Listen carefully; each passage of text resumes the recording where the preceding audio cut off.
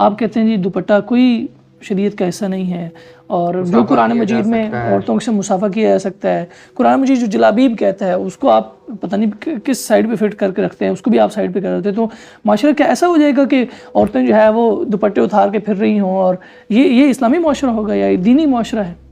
اگر آپ دوپٹے کے بارے میں پوچھ رہے ہیں تو آپ میری کتاب مقامات میں سر کی اوڑھنی کے عنوان سے میرا مضمون پڑھ لیجیے، اس میں نے بیان کر دیا ہے کہ یہ ایک مستحب چیز ہے، اس کا بڑا اجر ہوگا، اور ایک مسلمان خاتون جو خدا کو مانتی ہے اسے چاہیے کہ وہ دوپٹہ دے کے رکھے، میں نے یہی بیان کی۔ تو اس لیے اس معاملے میں کہاں سے میری رائے آپ نے پڑھی ہے جہاں میں نے کہا ہے کہ خواتین دوپٹے اتار دیں؟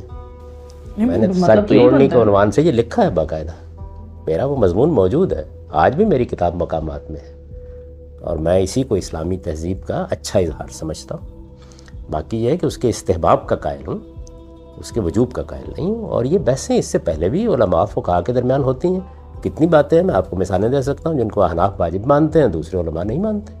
یہ جلباب جو قرآن مجید نے فرمایا یہ کیا ہے؟ اس کے بارے میں نے یہ بتا دیا ہے کہ در حقیقت وہ ایک وقتی تدبیر ہے جو بتائی گئی ہے۔ دیکھیے قرآن مجید میں جو احکام ہم کو دیے گئے ہیں وہ 3 نوعیت کے ہیں۔ خدا کی ابدی شریعت اس میں بیان ہوئی ہے جو اس وقت بھی تھی، آج بھی ہے، قیامت تک رہے گی۔ سد ذریعہ کے احکام بیان ہوئے۔ سد ذریعہ کا مطلب یہ ہوتا ہے جو چیز اصلاً ممنوع ہے اس تک پہنچنے کے ذرائع بند کیے جا رہے ہیں، وہ ظاہر ہے کہ حالات سے متعلق ہوتے ہیں، حالت تبدیل ہو جاتی ہے تو سد ذریعہ کا حکم بھی تبدیل ہو جاتا ہے۔ وقتی تدابیر ہے، بہت سی وقتی تدابیر قرآن مجید میں بیان ہوئی، مثلاً یہ وقتی تدبیر بیان ہوئی کہ رسالت میں آپ صلی اللہ علیہ وسلم کے لوگ پاس آ کے لوگ تخلیہ میں بات کرنا چاہتے تھے، یہ بتایا گیا کہ آپ پہلے کچھ خدا کی راہ میں صدقہ کر کے آئیں گے، اس کے بعد تبدیل کر دیا گیا اس کو۔ تو وقتی تدابیر کے ذیل کی چیز یہ بھی ہے۔ اس کو کب تبدیل کیا گیا؟ بتا دیا قرآن مجید نے کہ ہے ہی وقتی تدبیر، یعنی اس کو پڑھ لیں نا، یہ تبدیل کرنے کی ضرورت نہیں ہوتی۔ ایک چیز کی پہلے نوعیت طے کریں گے آپ کہ کیا چیز ابدی شریعت ہے، کیا چیز وقتی تدبیر ہے، کیا چیز سد ذریعہ ہے۔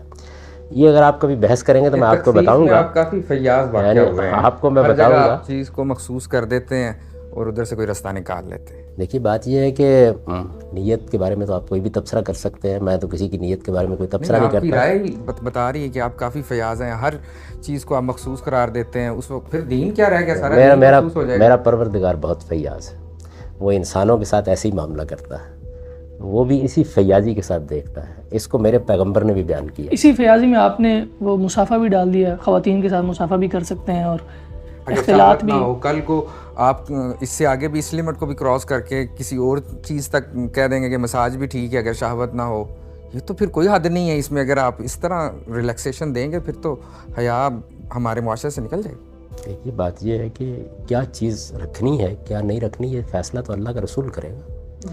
اللہ کے رسول نے اگر کسی چیز کے بارے میں ہم کو مطلق کوئی حکم دے دیا ہے تو مطلق حکم ہوگا، اگر کسی چیز میں ترجیح بیان کی ہے تو ترجیح چیز ہوگی، اگر کسی چیز میں اپنی پسند ناپسند بیان کی ہے تو اپنی ناپسند ہوگی۔ تو میں نے رسمی مصافحے کے بارے میں یہ بیان کیا ہے کہ یہ کوئی حرمت کی چیز نہیں ہے، یہ ہمارے ہاں کی ایک ثقافت ہے، تہذیب ہے، اور ہمارے دین نے ہم کو یہ مزاج دیا ہے کہ عورتوں اور مردوں کے درمیان فاصلہ رہے، اور یہ فاصلہ رکھنا چاہیے ہمیں۔ اس فاصلے کی وجہ کیا ہے؟ اس کی وجہ یہ ہے کہ ہمارے ہاں بدکاری ایک بہت بڑا جرم ہے، اس کی طرف بڑھنے کے سارے راستے داخل سے بھی بند ہونے چاہیے، خارج سے بھی کوشش کرنی چاہیے کہ آپ انہیں بند کریں۔ یہ ساری بات میں نے بیان کی ہے۔ اس ساری بات کو بیان کرنے کے بعد میں نے یہ گزارش کی ہے کہ ایک چیز ہے رسمی مصافحہ اور ایک چیز ہے وہ لمس اور مس جس کو دین میں حرام قرار دیا گیا ہے، ان دونوں میں بہت فرق ہے۔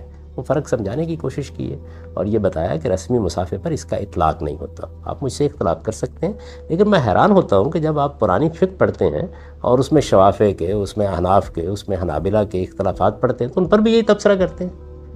یعنی کتنی چیزیں ہیں کہ جن کو ایک امام مانتا ہے دوسرا نہیں مانتا۔ آپ کا وہ درجہ کہاں، وہ حضرات کہاں، اور آپ اگر درجے کے تقابل پہ بات کرنی ہے تو پھر تو ظاہر ہے کہ میں تو کسی اپنے درجے کا ادعا نہیں رکھتا، طالب علم ہوں اور طالب علمانہ گفتگو